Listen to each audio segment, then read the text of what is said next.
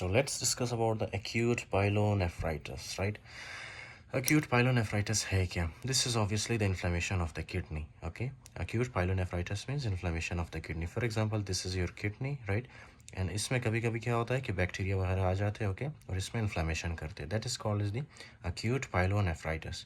Now you must remember one thing, okay? कि ये जो acute pyelonephritis है, these mostly involves your tubules and interstitium, okay? Tubules and interstitium, right? Interstitium. इसका क्या मतलब है? ये है आपके पास tubes, right? They are called as the tubules, collecting duct, distal convoluted tubule, ये सारे क्या है? Tubules, right? ट्यूब्यूल्स के सराउंडिंग में ये जो एरिया आपको नज़र आ रहा है, राइट? ये वाला, ये वाला, ये वाला, ओके, ये वाला, ये सारे जो एरिया है ना, they are called as your interstitium, right? Okay, तो क्या होता है कि ये जो बैक्टीरियाज होते हैं वो क्या करते हैं? आपके ट्यूब्स को और मोस्टली जो है आपके इंटरस्टिशियम को डिस्ट्रॉय करते हैं या उनमें इन्फ्लेमेशन कॉज करते हैं, राइट? इंक्लूडिंग दैट ये जो आपको नज़र आ रहा है, राइट? ग्लोमेरुलस एंड कैपिलरीज, ये afferent arteriole, glomerulus and efferent arterioles, ये क्या होती है? इसमें स्पेयर होते हैं या प्रिजर्व रहते हैं. प्रिजर्व का मतलब है कि ये सेफ होते हैं, राइट? इनमें कोई इन्फ्लेमेशन नहीं होती, राइट? ओके, मोस्टली इन्फ्लेमेशन कहाँ पे होती है? ट्यूब्यूल्स और इंटरस्टिशियम में. You understood?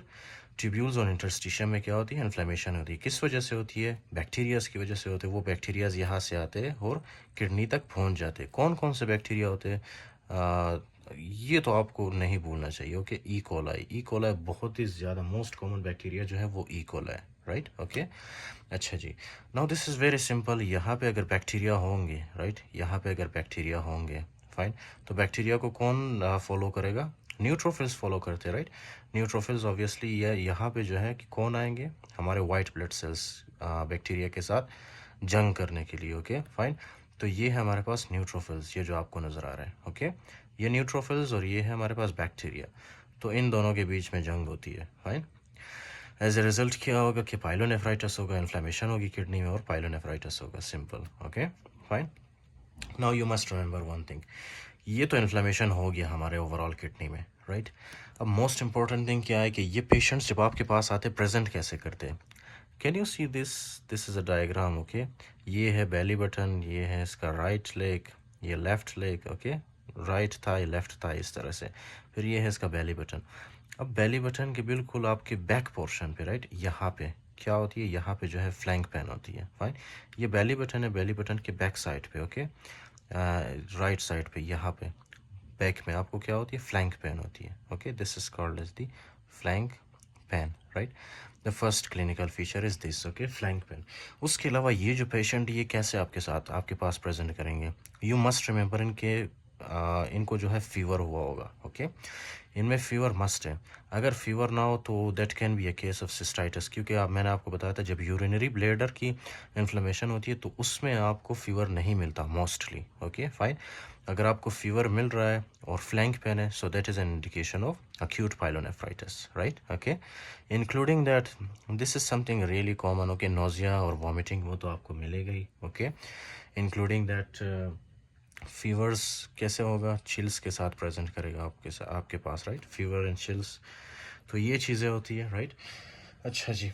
उसके अलावा आपको क्या मिलेगा इसमें? ये होता क्यों है basically, okay? Most of the times obviously ये असेंडिंग इन्फेक्शंस की वजह से होता है, जैसे कि ई कोलाई यूरेथ्रा से इस तरह ऊपर की तरफ आता है, राइट? फिर यूरिनरी ब्लैडर में, फिर यूरिनरी ब्लैडर में कैथेटर के अंदर, कैथेटर से सॉरी यूरेटर के अंदर, यूरेटर से ये किडनीज में पहुंच जाता है, okay? Specially at the site of tubules and interstitium, वहाँ पे आके इन्फ्लेमेशन करता है bacteria. That's it, okay? This can be one reason. उसके अलावा जो है कभी कभी आप क्या करते हो? कैथेटर पास करते हो, right? Foley catheter, indwelling catheter. उनसे क्या होता है कि कैथेटर में भी कभी कभी क्या होता है? बैक्टीरियाज लगे होते हैं, राइट? तो आप जब कैथेटर पास करते हो, कैथेटर के थ्रू ये बैक्टीरिया आपके किडनीज तक पहुंच जाते हैं, okay? That is catheter, okay? Indwelling catheters, right? उसके अलावा क्या है कि कभी कभी ये जो आपके पास है ना यूरेटर, ये ब्लॉक हो जाता है. तो कभी कभी क्या है कि ये जो है ना आपके पास यूरेटर ब्लॉक हो जाता है किसी भी रीज़न की वजह से. फॉर एग्जांपल किडनी स्टोन हो गया, राइट? ऑब्स्ट्रक्शन हो जाता है. इसमें ऑब्स्ट्रक्शन होने की वजह से यहाँ पे जो है यूरिन एक्यूमुलेट होना स्टार्ट होता है, राइट? तो यूरिन एक्यूमुलेशन की वजह से भी क्या होता है, उसके अंदर बैक्टीरिया आ जाता है, फिर उसके बाद एक्यूट पाइलोनेफ्राइटिस कर सकता है वो, फाइन, ओके, ऑब्स्ट्रक्शन की वजह से। उसके अलावा वेजिको यूरेट्रल रिफ्लेक्स हो सकता है, okay, vesico ureteral reflux. Listen now, this is acute pyelonephritis, neutrophils infiltrate renal interstitium, right, which I told you earlier कि यहाँ पे सबसे पहले बैक्टीरिया आते हैं, राइट, फिर बैक्टीरिया के बाद बैक्टीरिया के साथ फाइट करने के लिए कौन आते हैं, हमारे न्यूट्रोफिल्स, राइट। तो न्यूट्रोफिल्स इन्फिल्ट्रेट कर जाते हैं, राइट, कहाँ पे, इंटरस्टिशियम में, ये इंटरस्टिशियम है, right. Affects cortex with relative sparing of glomerular या वेसल्स, ये आपके कॉर्टेक्स को भी इन्वॉल्व करते हैं, ओके। ये जो कॉर्टेक्स ये वाला एरिया है ना आपका, ये this is called the cortex, right. लेकिन इसमें आपका जो है ये वेसल्स ये प्रिजर्व रहते हैं, specially glomerulus, right. Presents with fever, flank pain, costovertebral angle, tenderness, okay. मैंने आपको बताया था इसमें फीवर होता है, फ्लैंक पेन होता है, okay. Let me tell you, for example this is your back, okay, ये बैक है आपका, फ्रंट नहीं है, बैक है, ओके। बैक में आपको पता है ना इस तरह से क्या होता है, वो आप इस तरह से स्पाइनल कोड होता है, right, this is your spinal cord, okay, spinal cord.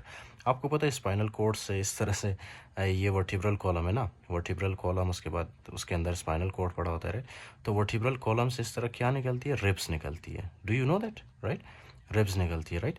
Ribs, कितने रिब्स होते हैं आपके पास, 12th पेयर ऑफ रिब्स होते हैं ना आपके पास। तो इस तरह से कुछ रिब्स ऊपर से निकलती है, राइट, कुछ रिब्स नीचे से। अच्छा, ये जो लास्ट रिब है ना आपका बिल्कुल नीचे, इसके और इसके बीच में जो है इस तरह से एक एंगल बनता है, राइट, इस तरह से एक एंगल बनता है आपके वर्टिब्रल कॉलम और आपके लास्ट रिब के बीच में एक एंगल बनता है। इस एंगल को हम क्या कहते हैं, costo vertebral angle, costo vertebral angle, right. Costo का मतलब है ये आपका रिब, वर्टिब्रल का मतलब है ये वर्टिब्रल कॉलम, एंगल का मतलब है इन दोनों के बीच में जो एंगल बने, that is called is costo vertebral angle. यही पे जो है आपको क्या होता है, पेन होता है इस एरिया पे, okay, that is called is the costo vertebral angle tenderness, वहाँ पे टेंडरनेस होती है, ओके। नोजिया और वॉमिटिंग, चिल्स होता है इसमें, which I already told you. Causes include ascending urinary tract infection, जैसे कि E coli is most common, right. Ascending UTI का क्या मतलब है कि ये आपके फॉर एग्जांपल कहाँ से आता है, ये आता है या तो फिर यूरिनरी ब्लैडर से या तो फिर यूरेथ्रा से, ओके, इस तरह से ऊपर की तरफ आता है, ये आपके फॉर एग्जांपल एब्डोमेन वगैरह से नहीं आता, okay. So that is ascending UTI. Haematogenous spread to kidney, अच्छा ये हेमाटोजेनस भी हो सकता है, कभी कभी ब्लड वेसल्स के थ्रू आ सकता है, राइट, लेकिन this is very rare, okay. Most common is the ascending UTI. अच्छा, next is with white blood cells in urine may और may not be white blood cell cast. तो जाहिर सी बात है जब आप यूरिन एनालिसिस करेंगे क्या मिलेगा आपको, यहाँ पे भी वाइट ब्लड सेल होंगे, यहाँ पे भी, यहाँ पे भी, यहाँ पे भी। तो जब आप यूरिन एनालिसिस करोगे, यूरिन एनालिसिस में आपको क्या मिलेगा, white blood cells, okay, right, white blood sales.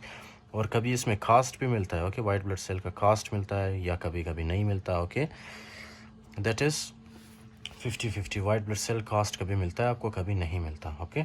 Next सीटी स्कैन जब आप करते हो, सीटी स्कैन में आपको क्या मिलता है, striated parenchymal enhancement, you can check the picture of this, okay, striated parenchymal enhancement मिलता है आपको सीटी स्कैन जब आप करते हो।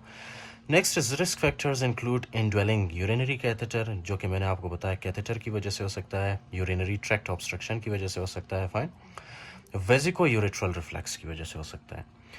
Diabetes mellitus, do you no क्यों होता है डायबिटीज़ मेलाइटस में, क्योंकि ये है ना कि आपका किडनी फॉर एग्जांपल, ओके, यहाँ पे क्या है बहुत ज़्यादा, या आपके you can say like urinary bladder में, राइट, वहाँ पे क्या होता है, वहाँ पे ग्लूकोज एक्यूमुलेशन होती है, फाइन, और ग्लूकोज क्या करता है, एक फेवरेबल इन्वायरमेंट क्रिएट करता है बैक्टीरिया के लिए, राइट, न्यूट्रिशन प्रोवाइड करता है, तो इसीलिए बैक्टीरियल ग्रोथ होती है और वो बैक्टीरिया कभी कभी ऊपर आ जाता है, फाइन। और अगर आपके फॉर एग्जांपल यहाँ रेनल ट्यूब्यूल्स में ज़्यादा ग्लूकोज हो तो यहाँ पे भी कभी कभी क्या होता है, बैक्टीरियल कॉलोनाइजेशन प्रोलिफरेशन हो सकती है, ओके, उससे। तो डायबिटीज़ मेलाइटस में ग्लूकोज ज़्यादा होता है, ग्लूकोज क्या करता है हमारे बैक्टीरिया को या बैक्टीरिया को न्यूट्रिशन प्रोवाइड करता है, राइट। उसके अलावा do you know pregnancy, pregnancy में क्या होता है, progesterone mediated reduce in ureter tone and compression by gravid uterus, right, ये है आपका यूट्रस, राइट, ये क्या करता है नॉर्मली इस तरह से कॉन्स्ट्रिक्ट करता है और रिलैक्स करता है, राइट। लेकिन कभी कभी क्या होता है कि आप जब प्रेगनेंसी में आपको पता है प्रोजेस्ट्रॉन का लेवल बढ़ जाता है, I will teach you in reproductive system, okay, progesterone एक हार्मोन है, इसका लेवल बढ़ जाता है। ये प्रोजेस्ट्रॉन क्या करता है यहाँ पे यूरेटर्स पे एक्ट करता है, फाइन, यूरेटर्स पे, ये देखिए आप यूरेटर्स पे एक्ट करता है और यूरेटर्स को क्या करता है, यूरेटर्स के अंदर रिलैक्सेशन करवाती है, ओके, रिलैक्सेशन। जब यूरेटर्स रिलैक्स होंगे, ओके फाइन, तो ये कॉन्स्ट्रिक्ट नहीं करेंगे, जिसकी वजह से क्या होगा, यहाँ पे यूरिन एक्यूमुलेशन हो सकता है, फिर ये यूरिन जो है इधर ऊपर आ ऊपर आएगा, राइट। ऊपर आने के बाद ऑब्वियसली वहाँ पे कॉज कर सकता है, राइट, इन्फ्लेमेशन, इन्फेक्शन वगैरह, okay. So that is one way pregnancy के through. The next is complications include chronic pyelonephritis. अगर आपने इसको ट्रीट नहीं किया so obviously that will lead to chronic pyelonephritis, okay. renal papillary necrosis, do you know this is your renal pyramid, okay, this is renal pyramid, इसको क्या कहते हैं, renal pyramid, okay। renal pyramid के and पे यहाँ पे क्या है, इस तरह से papillary होती है, right, papilla, okay, this is called as the papilla, okay fine, papilla। अब इन papilla की क्या होती है, necrosis होती है, okay, necrosis, अगर आपने ट्रीट नहीं किया इसको acute pyelonephritis को। next is the perinephric abscess with possible posterior spread to adjacent psoas muscle। do you know आपके ये किडनी है ना, किडनी के आसपास क्या होता है, यहाँ पे एक मसल होता है, राइट, यहाँ पे एक मसल होता है जिसको हमने क्या नाम दिया उस मसल को, psoas muscle, okay, psoas muscle, right, श्वास मसल। सबसे पहले तो ये है ना कि यहाँ पे जब इन्फ्लेमेशन होती है, अगर आपने इन्फ्लेमेशन को ट्रीट नहीं किया तो ये आपके पूरे किडनी में क्या होगा, एब्सेस बन जाएगा, ओके, एब्सेस, राइट। अब एब्सेस बनने की वजह से आपकी किडनी का साइज़ बढ़ जाता है, राइट। तो किडनी के साइज़ बढ़ने की वजह से ये श्वास मसल को इरिटेट कर सकते हैं, ओके। जब श्वास मसल इरिटेट होता है तो बहुत ज़्यादा सीवियर पेन होती है आपको, ओके फाइन। अच्छा जी, तो ट्रीटमेंट में आप क्या देते हो, जाहिर सी बात एंटीबायोटिक्स दोगे, राइट, ताकि जितने भी बैक्टीरिया आपने उसको या उनको किल करना है।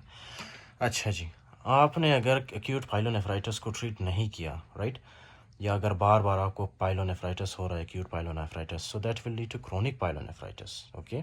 अब उसमें क्या होता है कि द रिजल्ट ऑफ रिकरेंट और inadequately treated episodes of acute pyelonephritis. अगर आपने एक्यूट पाइलोनेफ्राइटिस को ठीक नहीं किया और बार बार हो रहा है आपको एक्यूट पाइलोनेफ्राइटिस, तो उसकी वजह से आपको that will lead to chronic pyelonephritis, okay, that is a complication, typically requires the predisposition to infection such as vesicoureteral reflux or chronically obstructing kidney stones, right। तो kidney stones इसमें हो सकता है, okay, उसके अलावा vesicoureteral reflux हो सकता है, okay, और infections हो सकते हैं इसमें। Coarse asymmetric corticomedullary scarring, right. आपको बताया था ना मैंने कि ये फॉर एग्जांपल किडनी को हमने दो हिस्सों में डिवाइड किया है, जो आउटर पोर्शन है that is called as the cortex, okay, cortex, right. जो इनर पोर्शन है that is called as the medulla, okay, medulla. तो कॉर्टेक्स और मेडुला दोनों में क्या होती है, स्कारिंग होती है, फाइन, स्कारिंग मतलब हार्डनिंग होती है उसमें, ओके। अच्छा जी, ब्लंटेड कैलिक्स, कैलिक्स क्या है, calyx I told you in the cystitis lecture, okay. Calyx जो है उन क्या होती है, ब्लंटेड का मतलब उनमें लॉस ऑफ फंक्शन होता है, राइट। कैलिक्स सही तरह से काम नहीं करते और कैलिक्स का स्ट्रक्चर डिस्ट्रॉय होता है उसमें, okay, right. Minor calyx, major calyx. उसके बाद है tubules can contain eosinophilic cast resembling thyroid tissue. अच्छा, ये आपको पता है कब मिलता है, eosinophilic cast resembling thyroid tissue? ये जब आप हिस्टोपैथोलॉजिस्ट के पास भेजते हैं ना कोई बायोप्सी वगैरह, तो वो जब देखते हैं माइक्रोस्कोप के नीचे उनको क्या मिलता है, इस तरह से eosinophilic cast resembling thyroid tissue, thyroid tissue की तरह इस तरह से आपको क्या मिलेगा, इयोजिनोफिलिक कास्ट्स मिलेंगे, ओके फाइन।